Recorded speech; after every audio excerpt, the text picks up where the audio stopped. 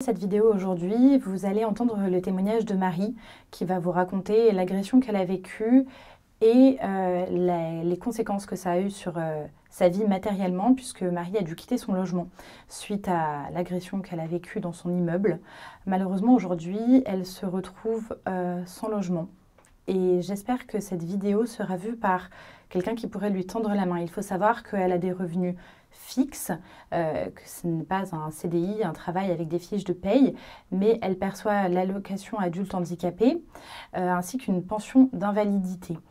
J'espère sincèrement que vous qui regardez cette vidéo et qui habitez dans la région bordelaise ou la région aquitaine, si quelqu'un a un logement à proposer à Marie pour l'aider à sortir de cette situation compliquée. Je compte sur vous pour relayer cette vidéo, pour en parler autour de vous et j'espère qu'on trouvera quelqu'un qui pourrait l'aider à remonter la pente.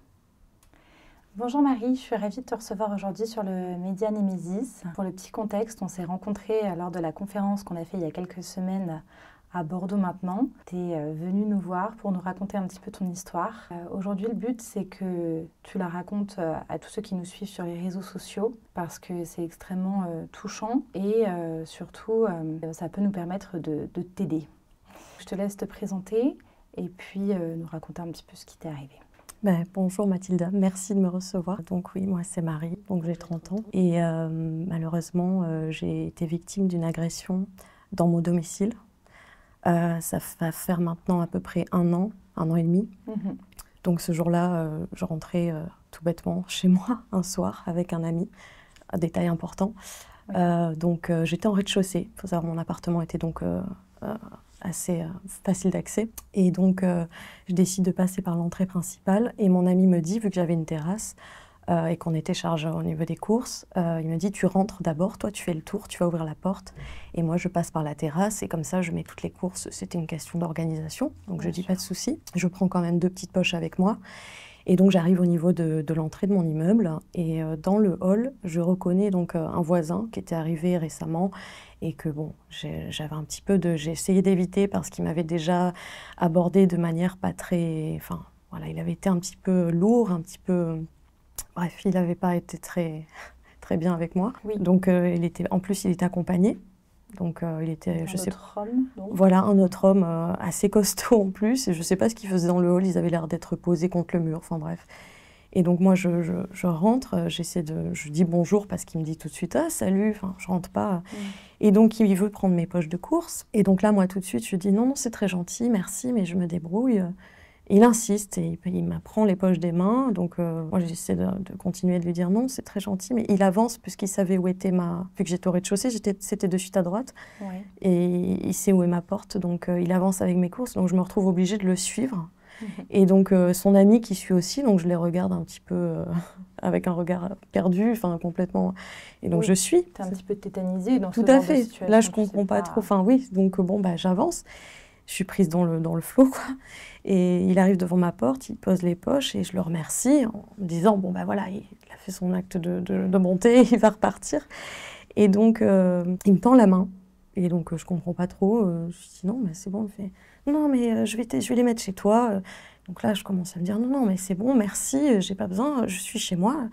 Et donc, j'attrape mes clés en me disant, pendant ce temps, je calcule plus trop ce qui se passe. Je me dis, il va repartir. Je sors mes clés de ma poche et là, il me les arrache des mains. Donc, il me prend les clés violemment et donc là aussi, je réalise pas trop, je percute pas trop ce qui est en train de se passer. Il prend ma clé parce qu'en plus, j'en avais pas 50 dessus, donc il voit la clé, laquelle c'est. Il ouvre et là, il rentre chez moi. Donc déjà, je reste... je comprends pas en fait ce qui est en train de se passer. Ça va vite, en même temps, je suis confuse. Donc il rentre, il commence à ouvrir une première porte de ma salle de bain. Et puis donc, moi, en attendant, je me dis, faut que tu fasses quelque chose. Donc je prends mes courses, je les pose dans l'entrée. Et donc, il y a son ami qui se met de suite... ma porte d'entrée était encore ouverte et il se met bras croisés devant, un peu en mode garde du corps. Et puis il reste comme ça, les bras croisés. Et donc moi, je suis là et j'observe ce qui est en train de se dérouler sous mes yeux, qui est complètement incompréhensible. Finalement, tu pouvais même pas sortir, en fait, étant donné que j'étais coincée. En fait, c'est ça. J'étais dans le hall de mon appartement et son ami était derrière moi, tel un vigile. Et lui qui était en train d'ouvrir toutes les portes, de regarder chez moi. Il commençait même à fouiller. Il a ouvert un tiroir de placard. Enfin, c'était... complètement hallucinant comme scène. Bref, il continue, du coup, il s'engouffre dans mon salon. Et puis moi, j'arrive pas, les mots sortent pas en fait. J'arrive pas à lui dire. Je lance des regards à son ami qui se tient devant la porte, mais son ami, il est froid. Il est vraiment, il est déterminé à rester planté devant ma porte, quoi. Et donc 2-3 fois, je lui dis non, mais merci, c'est bon. Mais il part complètement dans des discours. Oh, c'est à ça. Enfin, je ne saurais même plus remettre dans le contexte ce qu'il me disait parce que j'étais tellement ailleurs. Sauf si, quand il s'approchait de moi, à un moment, il s'approche de moi, il me plaque contre le mur, il me dit t'es mignonne et il me passe la main comme ça sur la joue et dans les cheveux. Et là, mon sang n'a fait qu'un tour. J'ai eu l'impression de sortir de mon corps. Vraiment, j'étais tétanisée contre le mur. Et bon, ça a été très rapide, heureusement, parce que sur le moment, je me suis figée et je me suis dit qu'est-ce qui se passe, mais bon, il est vite reparti faire ses affaires dans mon appartement. Il continuait de passer, de me faire 2-3 compliments et ceci, cela. Si, j'ai le réflexe quand même de dire j'ai mon ami qui m'attend. Oui. Parce qu'il y avait mon ami qui m'attendait à la terrasse. Et là, à ce moment-là, au moment où je lui dis il faut que j'aille ouvrir à mon ami, il m'attend, il est sur la terrasse. Il me fait haha, mais bien sûr. Et puis il regarde son ami et ils se mettent à rigoler tous les deux. Ouais, et là, je me dis bon, il me croit pas, clairement. Bien sûr. Pour les faire dégager, quoi. Et donc moi, je me précipite parce qu'il commence à être de plus en plus intrusif. Il se dirigeait vers ma chambre. Et bon, moi, j'étais vraiment. Je me suis dit la seule solution là pour l'instant, c'est mon ami. Vite, faut que j'ouvre. Je me précipite à la terrasse, je remonte le volet. Il y avait mon ami devant. La seule chose que j'arrive à lui dire, c'est vite, viens vite. Donc le pauvre, je vois qu'il met un pas. Et là, par contre, je vois l'individu qui est dans mon salon et qui est surpris, vraiment. Il regarde comme ça et là, il s'attendait pas à... Et donc, ah non, mais du tout. Et donc, il va vite vers lui. Donc, mon ami lui dit bonjour, mais t'es qui? Et il commence à lui pousser l'épaule, il se colle un peu à lui, vous savez, comme quand on fait un peu, on veut impressionner un peu. Il lui tapote l'épaule comme ça, et puis il lui fait « Ah, mais t'es solide !» Et puis il lui tâte comme ça, il lui fait « C'est dur !» Enfin, je vois qu'il rentre un peu dans un jeu de provocation. Heureusement, je connais mon ami, je sais que c'est quelqu'un qui a un tempérament assez calme, et je me dis « Ça va pas partir de là où il était, mon ami !» Il ne voyait pas celui qui faisait le vigile qui était devant la porte. Oui, donc pour lui, il n'y avait qu'une personne, c'est ça. Il y a une chose qui précise quand il voit mon ami, il lui dit mais de toute façon, elle m'intéresse pas, hein. Moi j'ai déjà quelqu'un dans ma vie, et puis par rapport à ma religion, son style et autres, ça ne convient pas. » Et là, il sort de sa poche un sachet de shit ou de bœuf, enfin de drogue, quoi. Il commence à le poser sur ma table, il dit « Tenez, ça c'est pour vous. » Moi, de suite, j'ai le réflexe de dire « Ah non, enfin, voilà, moi je consomme pas ça, et puis je veux pas ça chez moi. » Si, prenez, il sort des paquets de cigarettes de contrebande. Hein. Et mon ami, gentiment, essaie de l'envoyer vers la sortie, et puis de rentrer sans son jeu, mais sans trop, voilà, s'étaler. Il lui dit « Oui, ok. » Et il lui dit « Par contre, j'habite ici. » Mon ami, il a l'idée de lui dire « J'habite ici avec elle, comme si on était même, pourquoi pas en couple, hein, sur le moment. » Tout à fait. Je me dis « Tiens, pas bête. » Sauf que là, au moment où il dit ça, l'individu, il se colle à lui à nouveau, il lui dit « Non, je sais qu'elle habite seule. Je sais qu'elle est toute seule ici. » Donc déjà, ça rejette un froid. Moi, Oui, okay. Puis ça veut dire quoi? Qu'il t'espionne? Ça veut dire quoi? Qu'il regarde ton style de vie depuis... En sachant que ça, avant l'agression, enfin, il m'a déjà interpellée, certes, pour me faire peut-être 2-3 compliments un peu lourds, mais avant ça aussi, il venait toquer chez moi, c'est déjà arrivé. On me dire, tu veux pas me déposer quelque part? Est-ce que tu as une voiture? Je vais venir te voir souvent. Et puis répéter sans arrêt aussi, je sais où t'habites maintenant, hein, et puis on est voisins, donc je peux venir frapper si j'ai besoin, je peux venir te voir, puis t'es vraiment charmante. Enfin, ça me mettait vraiment mal à l'aise. Effrayant. Au possible, vraiment. En plus de savoir que j'étais en rez-de-chaussée et tout, déjà, j'étais pas tranquille, mais bon, bref. Et... il dit, de toute façon, je vais revenir, je reviens tout à l'heure, et puis il me regarde et il me dit, et là, je crois que c'était la goutte de trop, pardon, il me dit, je vais revenir finir le travail. Voilà.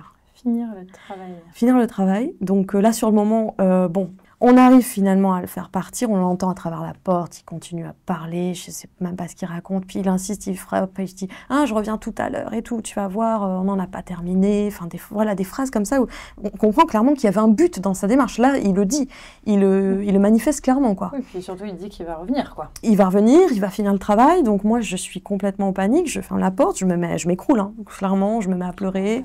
Mon ami est complètement désemparé, il sait pas trop, il me rassure, enfin il me prend mon téléphone, je dis oui, police direct en fait. Là je me dis j'appelle la police, donc j'appelle la police.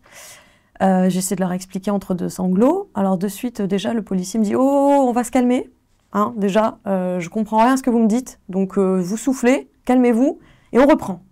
Donc déjà, ça jette un froid parce que moi, je suis en plein dans l'émotion, je sais pas par où commencer, donc j'essaie de lui expliquer. Je lui explique que déjà, ce voisin, il était un petit peu pas net, il me tournait autour. Et là, je lui explique clairement ce qui vient de se passer, qu'il est rentré de force chez moi. Et que s'il n'y avait pas eu mon ami, clairement, là, je comprends. En fait, tout ça semble, au moment où je raconte un petit peu aux policiers à l'autre bout du fil ce qui s'est passé, les pièces du puzzle s'assemblent dans ma tête. Et je comprends clairement que ses intentions. En plus, oui, on remet tout pièce par pièce, on se rend compte que son ami qui reste devant la porte, lui, tout ce qu'il me dit, ce qu'il fait, les gestes qu'il avait envers moi, clairement, il allait se passer quelque chose de terrible, en fait. En plus, ma détresse, elle se voyait clairement, je pense, et je lui ai fait comprendre à son ami. Et la façon dont il regardait aussi, c'était en mode, bon, voilà, on est là, on part pas. Ce qui s'est passé, c'est que juste après, comme la police, donc du coup, il me dit, oui, mais bon, il vous a frappé ? Je dis non, on a évité, heureusement. Bon, d'accord, vous saignez pas, vous n'avez pas de blessure. Je fais, non, mais c'est très grave. Il a dit qu'il allait revenir finir le travail. Ça veut dire quoi? Il n'est pas décidé à me laisser, en fait, là. Je peux pas rester comme ça. Non, mais écoutez, s'il revient, vous nous rappelez, mais on va pas se déplacer pour ça. Donc je lui dis, bon, très bien, à ce moment-là, je vais aller porter plainte. Je lui dis. Et là, il me dit, ah non, surtout pas. Donc je me dis, bon, il me dit non. Je lui dis, mais pourquoi? Enfin, au moins une main courante. Il me fait non, parce que si vous venez, de toute façon, on ne prendra pas votre plainte. Et ça ne servira à rien. Pour quelle raison? La raison, je l'ignore encore aujourd'hui. Et malheureusement, j'ai appris trop tard qu'il n'avait pas le droit de dissuader quelqu'un de porter plainte et de refuser une plainte. Chose que j'ignorais et qui m'a mis en rage comme pas possible, parce que je me suis dit, mais dans quel monde on vit? Faut que je sois morte, en fait, pour que quelqu'un se déplace ou que je... Donc, suite à ça, je raccroche un petit peu. Je me dis, bon, le réflexe de mon ami, heureusement, c'est qu'il me dit, tu appelles ta mère et là, tu pars, en fait. Parce qu'on ne va pas attendre qu'il se produise quelque chose parce qu'ils sont bien gentils de les rappeler mais on ne sait même pas si on sera dans la capacité de les rappeler. Et puis même, moi, je n'avais pas envie d'attendre simplement qu'ils reviennent pour les appeler. J'étais totalement... exécution, quoi. Je tremblais de partout, j'arrivais à rien. Et donc, j'appelle ma maman et tout ça. Elle me dit, viens chez moi et tu vas rester ce soir. On verra par la suite. Et donc, j'ai ma petite voisine, c'était une petite mamie avec qui on s'entendait bien, on avait les coordonnées chacune. De temps en temps, je buvais un café avec elle. Et donc, le lendemain, elle me téléphone, elle me dit, mais qu'est-ce qui se passe et tout. Alors, je lui dis, t'as eu des échos, le voisin qui s'est introduit chez moi, elle me le décrit. Donc, je dis, oui, je vois qui c'est justement ce qui s'est passé.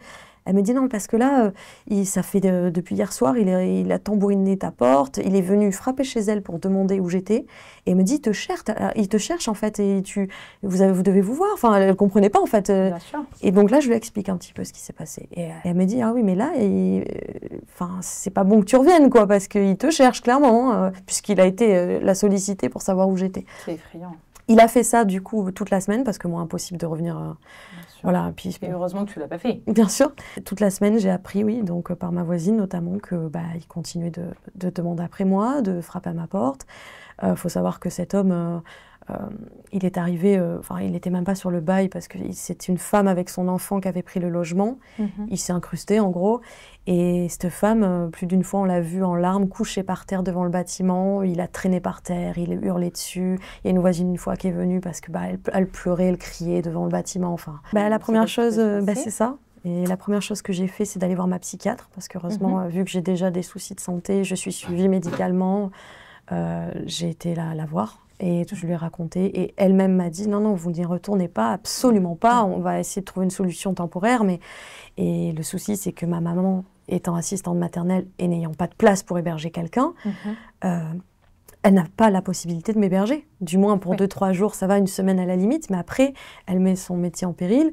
Et moi, ayant 2 petits chiens et ma maladie, la pauvre, c'est un déchirement pour elle parce que elle peut pas me récupérer et en même temps, je peux pas. Donc, on a trouvé une solution un petit peu parce que mon ami qui était présent ce soir-là est un artiste qui donc loue un atelier et juste à côté, il y a des locations de garde-meubles privés, donc qu'on paye au mois. Donc il m'a dit, en attendant, ce qu'on peut faire, c'est tu prends un box, on va déjà tout mettre dedans, et puis on va voir par la suite. Et en fait, la suite, c'est que encore aujourd'hui, je vis dans ce box de manière clandestine, évidemment, parce que c'est pas autorisé.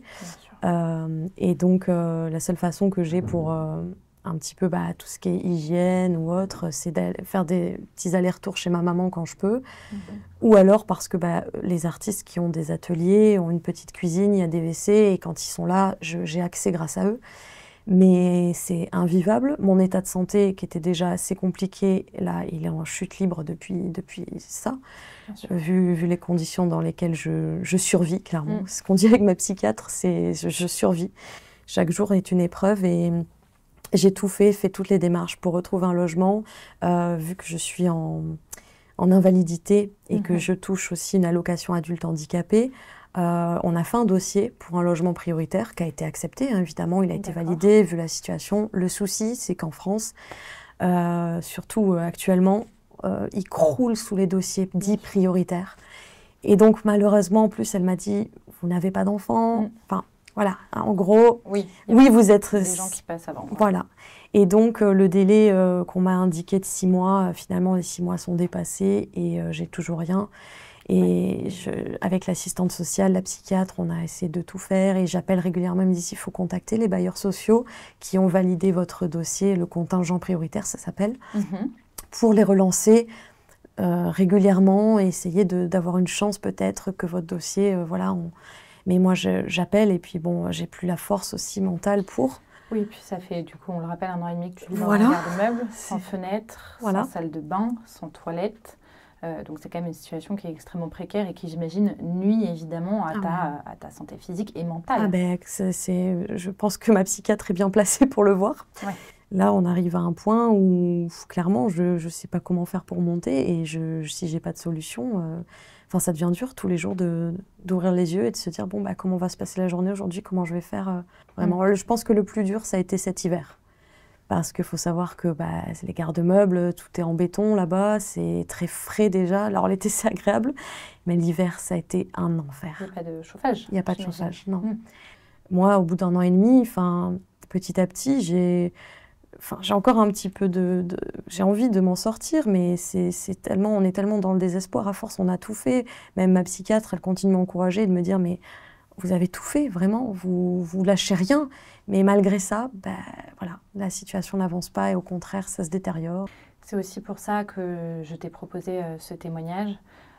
Évidemment parce que l'agression que tu as vécue, je pense que c'est très important de la raconter, mais aussi parce que j'espère que les gens qui écouteront cette vidéo, en tout cas, pourront t'aider et trouver une solution à ce problème de logement que tu as. C'est vrai que aussi un logement, c'est un départ pour aller mieux sur tous les plans. Bien sûr. Et là, sans ça, tu ne peux pas remonter la pente sur d'autres aspects comme ta santé, comme le travail.